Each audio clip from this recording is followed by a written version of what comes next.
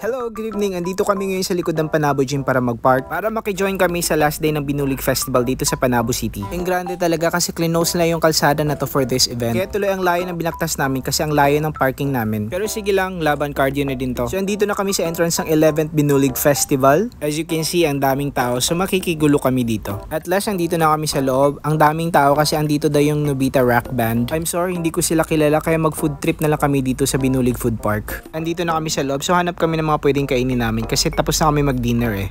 Gusto lang namin talaga makigulo dito ngayon sa last day ng Binulig Festival. Ang dami talagang tao guys, pero nakaka-good vibes. Once a year lang kasi magkaroon ng ganitong event ang Panabo City eh. So nakabili kami nitong parang chicharon na tag 150 pesos. Kasi masarap daw to kasi yung may-ari, friend ng friend ko. So support lang. Nauuwi kami kaya naghanap din kami ng drinks guys. Dito kami sa fresh ko. Pero naghanap talaga ako ng fresh juice pero wala akong makita. Ayan while waiting, selfie muna tayo. Nakakaya mag-vlog kaya patago-tago na lang akong kumukuha ng shots. Ayan na yung order namin, 100 pesos lang to guys. At ang sarap, mas masarap to kaysa night market. Legit pure avocado talaga siya guys. May 135 pesos din na cups. Itong sa amin 100 pesos. Parang bitinata to sa amin guys kasi ang sarap. Naghanap kami ng upuan kasi ang sakit na ng paa namin kakalakan. Ang dami mga baby boys tsaka mga baby girls oh.